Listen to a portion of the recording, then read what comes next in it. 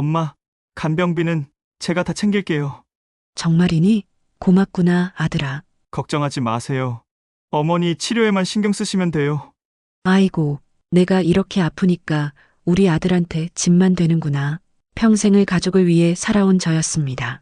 남편이 일찍 세상을 떠난 후 홀로 두 아들을 키우며 제 꿈과 행복은 늘 뒷전이었어요. 그런 제가 갑작스럽게 쓰러져 병원에 입원하게 되었을 때 큰아들이 나서서 모든 걸 책임지겠다고 했습니다. 간병인 비용부터 치료비까지 모든 것을 말이에요. 처음에는 정말 안심이 되었습니다. 그동안 제가 아이들에게 해준 것들이 헛되지 않았구나 싶어서요. 하지만 시간이 지나면서 뭔가 이상한 일들이 벌어지기 시작했습니다. 간병비 영수증의 금액이 너무 컸던 것이죠.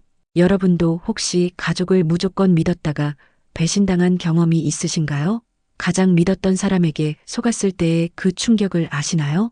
착하게만 살아온 제가 제 아들에게 당한 믿을 수 없는 이야기를 들려드리려고 합니다. 이야기를 시작하기 전 영상 아래의 구독과 좋아요 눌러주세요. 여러분의 작은 응원이 저에게 큰 힘이 됩니다. 그날도 평범한 하루였습니다. 아침 일찍 일어나 집안일을 하다가 갑자기 어지러움을 느꼈어요. 처음에는 그냥 피곤해서 그런가 보다 했는데 점점 숨이 가빠오고 가슴이 답답해지더라고요. 결국 응급실에 실려갔고 의사 선생님은 심각한 표정으로 말씀하셨습니다. 어머님, 당분간 입원하셔서 치료받으셔야 할 것 같습니다. 지금 상태로는 집에서 요양하기엔 위험해요. 순간 머리가 하얘졌습니다. 입원이라니. 그동안 아프면서도 참고 버텨왔는데 이제는 정말 한계가 온 건가 싶었어요. 무엇보다 걱정되는 건 병원비였습니다. 평생 남을 위해 살아온 저에게는 별로 모아둔 돈이 없었거든요. 병실에 누워 천장을 바라보며 한숨을 쉬고 있는데 큰아들 민수가 급하게 달려왔습니다. 얼굴이 새하얗게 질린 채로 말이에요. 엄마, 괜찮으세요? 갑자기 쓰러지셨다고 해서 얼마나 놀랐는지 몰라요. 민수는 제 손을 꼭 잡으며 걱정스러운 표정을 지었습니다. 그 모습을 보니 마음이 좀 놓이더라고요. 역시 내가 키운 아들이구나 싶었어요. 민수야, 미안하다. 엄마가 갑자기 이렇게 되어서. 무슨 말씀을 그렇게 하세요? 엄마 건강이 제일 중요하죠. 민수는 의사 선생님과 긴 상담을 한 후 제게 돌아와서 말했습니다. 엄마, 의사 선생님 말씀으로는 최소 몇 달은 입원해야 한대요. 그리고 24시간 돌봄이 필요하다고 하시네요. 그럼 간병인을 써야겠구나. 그런데 그 비용이. 제가 걱정스럽게 말하자 민수는 단호하게 고개를 저었습니다. 엄마, 걱정하지 마세요. 저희가 일해야 돼서 직접 보살펴드리진 못하지만 간병인을 쓸게요. 간병비는 제가 다 챙길게요. 정말이니? 하지만 너무 부담스럽지 않을까? 무슨 말씀을 하세요? 그동안 엄마가 저희를 위해 얼마나 고생하셨는데요. 이제는 제가 효도할 차례죠. 민수의 든든한 말에 제 마음도 한결 가벼워졌습니다. 그동안 혼자서 모든 걸 감당해 왔는데 이제는 아들이 이렇게 나서주니 얼마나 고마운지 모르겠더라고요. 다음 날부터 간병인 아주머니가 와서 저를 돌봐주기 시작했습니다. 정말 친절하고 세심한 분이셨어요. 식사부터 약 챙겨주는 것까지 제가 불편하지 않도록 잘 돌봐주셨습니다. 민수는 하루 걸러 하루씩 병원에 왔습니다. 올 때마다 제 상태를 꼼꼼히 확인하고 간병인 아주머니와도 이야기를 나누더라고요. 정말 믿음직스러웠습니다. 엄마, 많이 좋아지신 것 같아요. 얼굴색도 돌아오고. 응, 간병인 아주머니가 너무 잘해주셔서 많이 편해졌어. 정말 고맙다, 민수야. 당연한 걸 가지고 뭘 그러세요. 엄마가 빨리 회복되시는 게 제일 중요해요. 그때만 해도 정말 행복했습니다. 아들이 이렇게 효도하는 모습을 보니 그동안의 고생이 다 보상받는 기분이었어요. 평생을 남을 위해 살아온 제가 처음으로 누군가의 보살핌을 받고 있다는 게 감사하기만 했습니다. 병실에서 창밖을 바라보며 생각했어요. 역시 자식은 자식이구나. 내가 잘 키운 게 맞아. 하지만 그때는 몰랐습니다. 이 모든 것이 얼마나 큰 거짓말의 시작이었는지를요. 간병인 아주머니는 정말 성실하셨습니다. 밤낮으로 제 곁을 지키며 불편한 것은 없는지 계속 살펴봐 주셨어요. 가끔 다른 병실 보호자들과 이야기를 나눠보면 저희 간병인 아주머니만큼 잘해주시는 분은 흔치 않다고 하더라고요. 어머님, 정말 좋은 간병인을 구하셨네요. 저희는 몇 번이나 바꿨는데 옆 병실 보호자분이 그렇게 말씀하시니 더욱 민수에게 고마웠습니다. 간병인 선택도 신중하게 해줬구나 싶어서요. 하지만 가끔씩 마음 한구석에서는 알 수 없는 불안이 올라왔습니다. 정말 민수가 혼자서 이 모든 비용을 감당할 수 있을까? 간병비가 만만치 않다는 걸 알고 있었거든요. 그럴 때마다 민수는 항상 같은 대답을 했어요. 엄마, 걱정 마세요.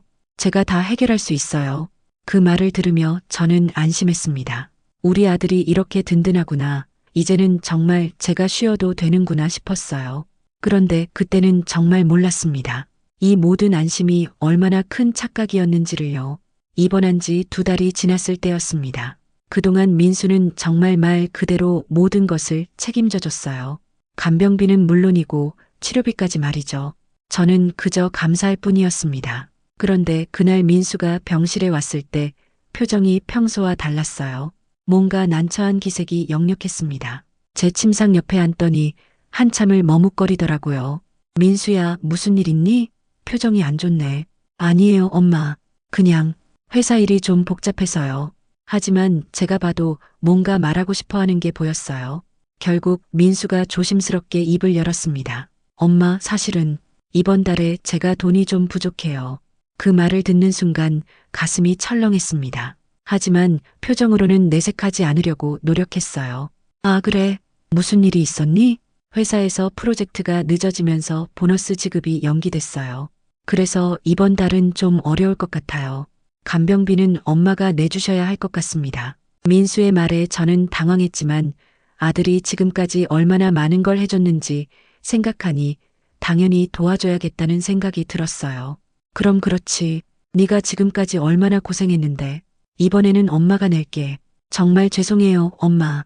다음 달에는 제가 꼭 다시. 괜찮다, 괜찮아. 가족끼리 뭘 그러니. 민수는 안도의 표정을 지으며 간병비 영수증을 제게 건넸습니다. 금액을 보는 순간 눈이 휘둥그레졌어요. 생각했던 것보다 훨씬 많은 돈이었거든요.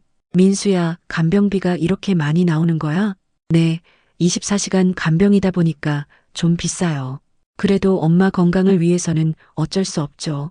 저는 고개를 끄덕였습니다. 아들 말이 맞다고 생각했어요. 제 건강을 위해서라면 돈을 아낄 일이 아니라고 말이죠.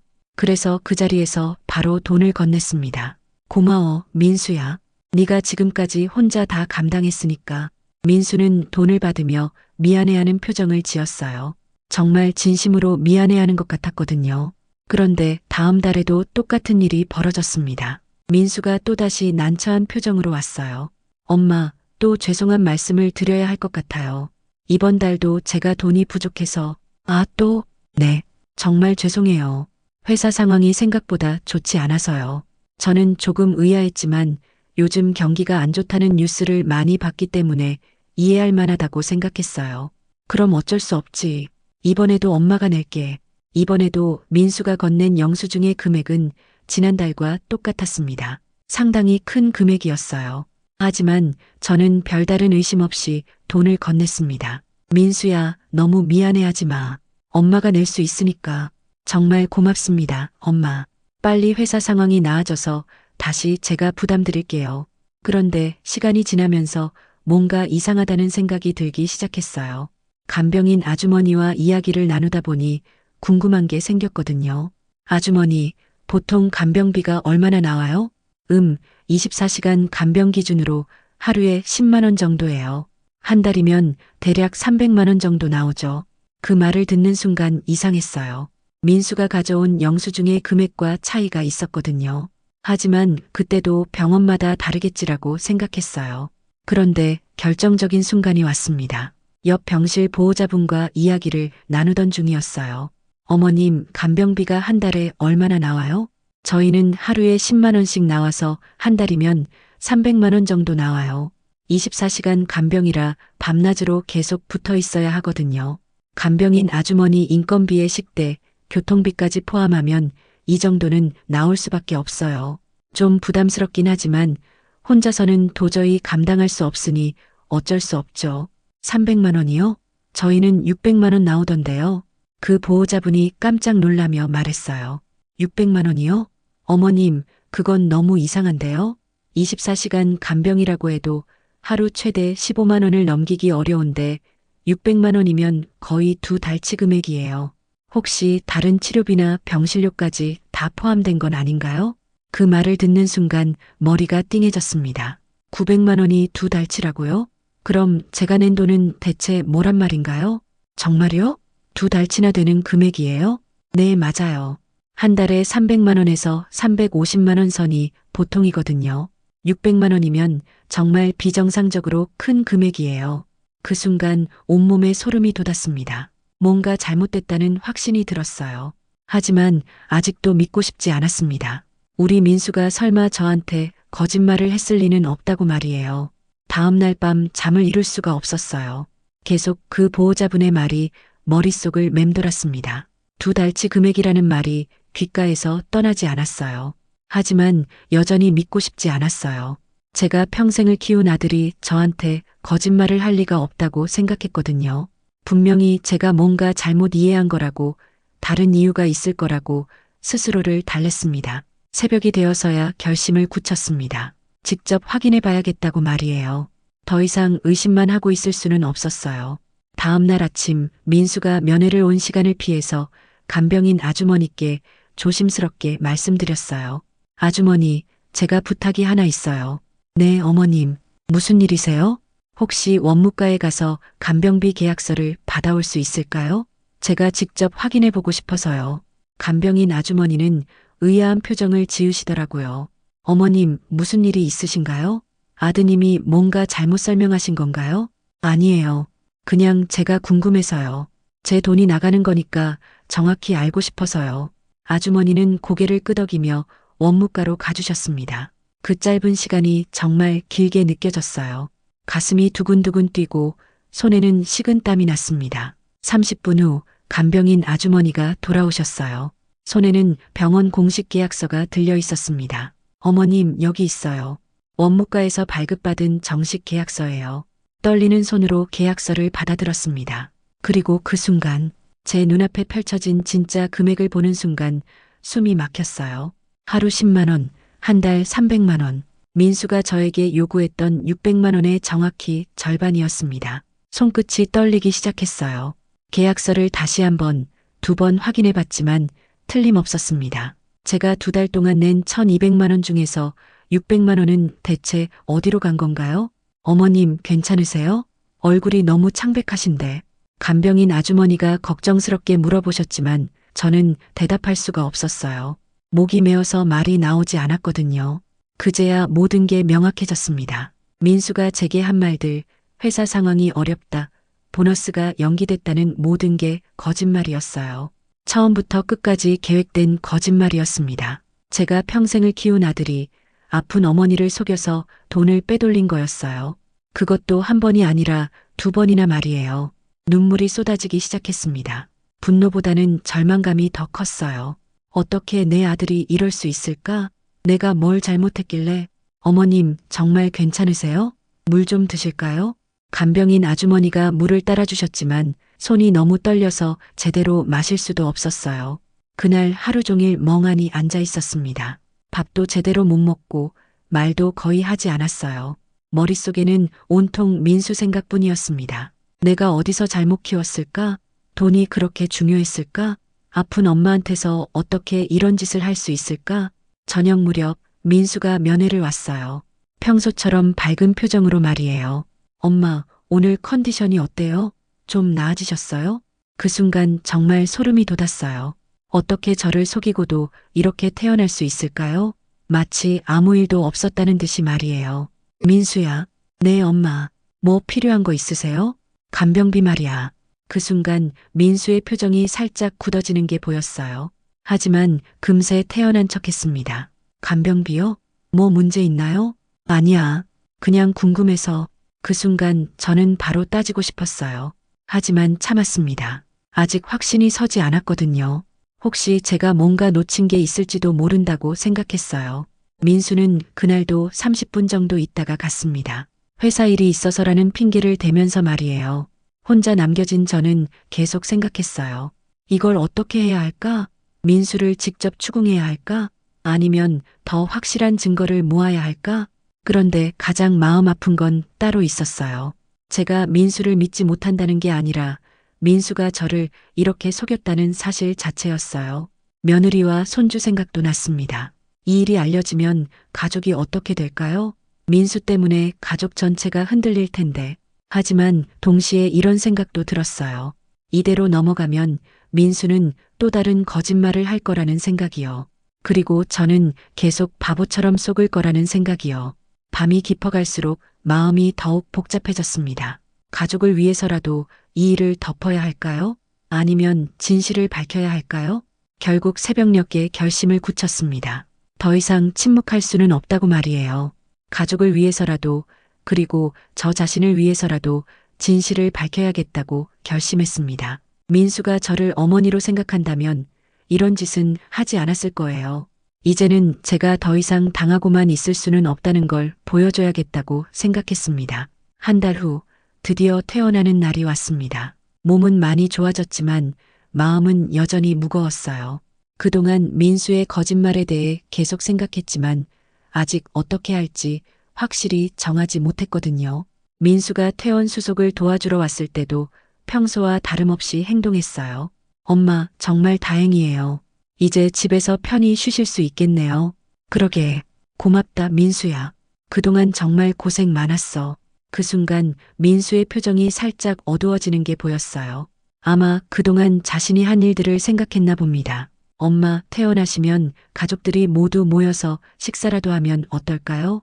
그동안 엄마가 아프셔서 다들 걱정 많이 했거든요. 그래, 좋은 생각이다. 오랜만에 가족들 얼굴도 보고 싶고. 집으로 돌아온 후 며칠 뒤 정말로 가족 모임이 열렸습니다. 민수와 며느리 그리고 둘째 아들 민호까지 모두 모였어요. 손주들도 와서 집안이 오랜만에 활기를 되찾았습니다. 할머니, 이제 괜찮으세요? 응, 괜찮아. 우리 손주가 걱정 많이 했구나. 저녁 식사가 무르익을 무렵 모두들 편안한 분위기에서 이야기를 나누고 있었어요. 민수는 계속 저를 챙기며 효자 노릇을 했고 며느리도 친절하게 반찬을 챙겨주었습니다. 이렇게 평화로운 시간이 앞으로도 계속될 수 있을까? 그런 생각을 하며 가족들의 얼굴을 하나하나 바라봤어요. 특히 민수를 볼 때마다 복잡한 감정이 밀려왔습니다. 엄마, 이제 정말 건강해 보이세요. 그동안 얼마나 걱정했는지 몰라요. 며느리가 진심 어린 목소리로 말했어요. 고맙다, 얘야. 너희들 덕분에 잘 나았어. 당연한 말씀을 하세요. 저희가 뭘 했다고. 그 순간이었습니다. 더 이상 참을 수 없었어요. 이렇게 평범한 척 넘어갈 수는 없다는 생각이 들었습니다. 저는 조용히 자리에서 일어나 방으로 갔어요. 그리고 그동안 준비해둔 2장의 서류를 가져왔습니다. 하나는 민수가 저에게 건넨 허위 영수증, 다른 하나는 병원에서 받은 진짜 계약서였어요. 다시 식탁으로 돌아와서 조용히 2 서류를 식탁 위에 내려놓았습니다. 얘들아, 이것 좀 봐라. 갑작스러운 제 행동에 모두들 당황스러워했어요. 엄마, 뭐예요? 민호가 먼저 물어봤습니다. 간병비 계약서란다. 그 순간 민수의 얼굴이 순식간에 창백해졌어요. 무슨 일이 벌어질지 직감한 것 같았습니다. 왼쪽에 있는 건 민수가 엄마한테 준 영수증이고 오른쪽에 있는 건 병원에서 직접 받은 진짜 계약서야. 며느리가 먼저 서류를 집어들었어요. 그리고 2 서류를 번갈아 보더니 얼굴이 굳어졌습니다. 이게 뭐예요? 금액이 왜 이렇게 다르죠? 민호도 서류를 보며 의아해했어요. 순간 식탁 위의 공기가 얼어붙었습니다. 아무도 말을 하지 않았어요. 민수는 고개를 푹 숙인 채 손을 부들부들 떨고 있었습니다. 민수야, 제가 조용히 불렀습니다. 설명 좀 해줄래? 엄마, 저는 민수가 떨리는 목소리로 말을 시작했지만 끝까지 하지 못했어요. 며느리가 충격에 빠진 채로 말했어요. 여보, 이게 정말 당신이 한 일이에요? 어머님을 속여서 돈을. 아니야, 그게 아니라. 민수가 변명하려 했지만 증거는 명확했어요. 2달 동안 600만 원을 더 받아갔구나. 제가 차분하게 말했습니다. 엄마 몰래 매달 300만 원씩 빼돌린 거지? 엄마, 제가 설명드릴게요. 정말 사정이 있었어요. 무슨 사정? 이번에는 민호가 화난 목소리로 물었어요. 형, 어떻게 아픈 어머니한테 이런 짓을 할 수 있어요? 가족들의 시선이 모두 민수에게 쏠렸어요. 민수는 결국 무릎을 꿇고 앉았습니다. 죄송합니다. 정말 죄송합니다. 지금 사과한다고 해결되는 문제야? 며느리의 목소리에도 분노가 섞여 있었어요. 당신 때문에 우리 가족이 어떻게 되는지 알아요? 저는 모든 걸 지켜보며 마음을 굳혔습니다. 이제 더 이상 물러설 수 없었어요. 민수야, 엄마가 마지막으로 묻는다. 모두들 숨을 죽이고 제 말을 기다렸어요. 그 돈으로 뭘 했니? 엄마, 저는 투자했니? 도박했니? 아니면 다른 여자한테 썼니? 민수는 대답하지 못했어요. 그저 고개만 숙인 채 눈물을 흘렸습니다. 그 모습을 보며 저는 확실히 깨달았어요. 제가 평생 믿어온 아들은 이제 없다는 것을요. 나는 더 이상 속지 않을 거야. 제가 단호하게 말했습니다. 네가 빼앗은 돈 법대로 돌려받겠다. 엄마, 민수가 울부짖었지만 저는 돌아서지 않았어요. 어머니라고 만만히 본 대가를 치러라. 그 순간 식탁은 완전히 아수라장이 되었습니다. 며느리는 충격에 빠져 말을 잇지 못했고 민호는 형을 향해 화를 내고 있었어요. 하지만 저는 마음이 오히려 편해졌어요. 더 이상 혼자 속으로 끙끙 앓지 않아도 되니까요. 이제 모든 게 드러났으니까요. 그날 밤 가족들이 모두 돌아간 후 저는 혼자 앉아 생각했어요. 정말 법적 조치를 취해야 할까요? 아니면 다른 방법이 있을까요? 하지만 한 가지는 확실했어요. 더 이상 예전의 순진한 어머니로 살지는 않겠다는 것이요. 그 충격적인 가족 모임 이후 일주일이 지났습니다. 민수는 그동안 한 번도 안부 전화조차 하지 않았어요.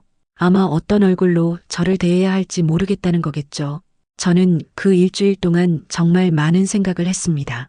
과연 법적 조치를 취하는 게 맞을까? 가족이 완전히 깨어져도 괜찮을까?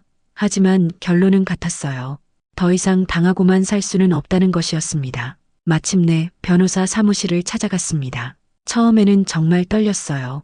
평생 법무 관련 일에는 발도 담그지 않고 살았는데 이제 제 아들을 상대로 법적 조치를 취한다니. 어머님, 사안을 정확히 파악하기 위해 몇 가지 여쭤볼게요. 젊은 변호사 선생님이 친절하게 말씀하셨어요. 네, 말씀하세요. 아드님이 허위 서류를 만들어서 실제보다 많은 금액을 요구했다는 것이죠? 네, 맞습니다. 실제로는 한 달에 300만 원인데 600만 원이라고 속여서 2달 동안 600만 원을 더 받아갔어요. 변호사 선생님은 제가 가져온 서류들을 꼼꼼히 검토하시더라고요. 이건 명백한 사기죄에 해당합니다. 특히 가족 간이라고 해서 처벌이 가벼워지는 것도 아니에요. 정말 그런가요? 네, 오히려 신뢰관계를 이용한 사기는 더 악질적으로 볼 수 있습니다. 피해액도 명확하고 증거도 충분하니 승소 가능성이 높아요. 변호사 선생님의 말을 듣고 나니 마음이 더욱 복잡해졌어요.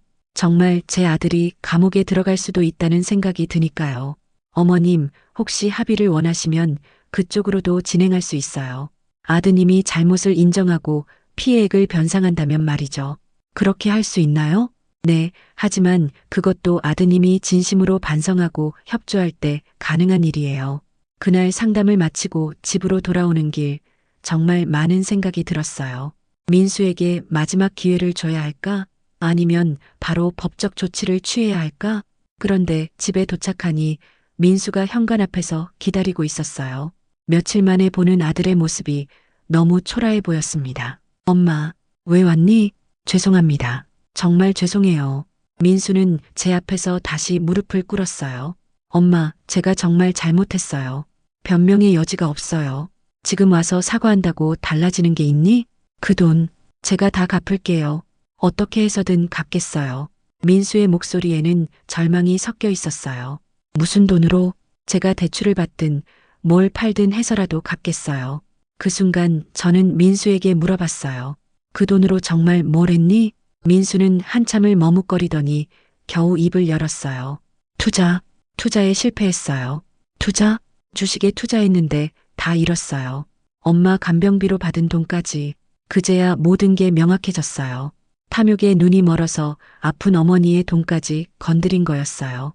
그래서 엄마를 속인 거야? 죄송해요. 정말 죄송해요. 저는 민수를 바라보며 마지막 결정을 내렸습니다. 민수야, 엄마가 마지막으로 말한다. 네, 네가 진짜 반성한다면, 그리고 정말 갚을 의지가 있다면. 민수가 희망적인 표정으로 저를 바라봤어요. 아니다. 저는 단호하게 고개를 저었어요. 너는 이미 엄마의 신뢰를 배신했어. 더 이상 기회는 없다. 엄마, 내일 변호사를 통해서 정식으로 고발할 거야. 민수의 얼굴이 절망으로 일그러졌어요. 엄마, 제발. 네가 엄마를 선택할 때는 언제고 이제 와서 용서를 구하니? 그날 밤 민수는 집 앞에서 새벽까지 울부짖었지만 저는 문을 열어주지 않았어요. 며칠 후 정식으로 고발 절차를 밟았습니다. 민수의 탐욕은 결국 법의 심판을 받게 되었어요. 사기죄로 기소되어 벌금형을 받았고 피해액 전액을 변상하라는 판결도 나왔습니다. 그 과정에서 며느리는 이혼을 선택했어요. 아이들과 함께 친정으로 돌아갔죠. 가족이라는 이름의 끈이 모두 끊어진 셈이었습니다. 하지만 저는 후회하지 않았어요. 그 대신 새로운 것들을 발견했거든요. 병원에 입원했을 때 저를 진심으로 돌봐주신 간병인 아주머니, 옆 병실에서 따뜻하게 대해주신 보호자분들, 그리고 제가 힘들어할 때 진심으로 걱정해주신 이웃들까지 진짜 저를 아껴주는 사람들은 따로 있었던 거예요. 지금 저는 혼자 살고 있지만 외롭지 않아요. 오히려 편해요. 더 이상 누군가를 위해 희생할 필요도 없고 속을 일도 없으니까요. 가끔 민수가 생각나기도 해요. 하지만 그건 제가 키운 착한 아들이 아니라 탐욕에 눈이 멀어 어머니를 속인 남이에요. 제 인생에서 가장 중요한 건 저 자신이라는 걸 이제야 깨달았습니다. 평생을 남을 위해 살아왔지만 이제는 저를 위해 살 거예요. 그리고 무엇보다 더 이상 아무도 저를 만만하게 보지는 못할 거라는 확신이 들어요. 어머니라고 해서 무조건 참고 희생해야 한다는 법은 없거든요. 지금 제 곁에는 정말 저를 아끼는 사람들만 남았어요. 그걸로 충분합니다. 오히려 더 행복해요. 때로는 배신도 새로운 시작의 기회가 될 수 있다는 걸 배웠습니다. 저는 이제 진짜 제 인생을 살아갈 거예요. 여러분, 오늘 이야기 어떠셨나요? 앞으로도 진짜 인생 이야기, 진한 감동의 순간들을 전해드릴 환갑 오디오가 함께하겠습니다. 영상이 마음에 드셨다면 구독과 좋아요 버튼을 꼭 눌러주세요. 알림 설정까지 해두시면 더 많은 삶의 이야기와 지혜를 가장 먼저 받아보실 수 있습니다.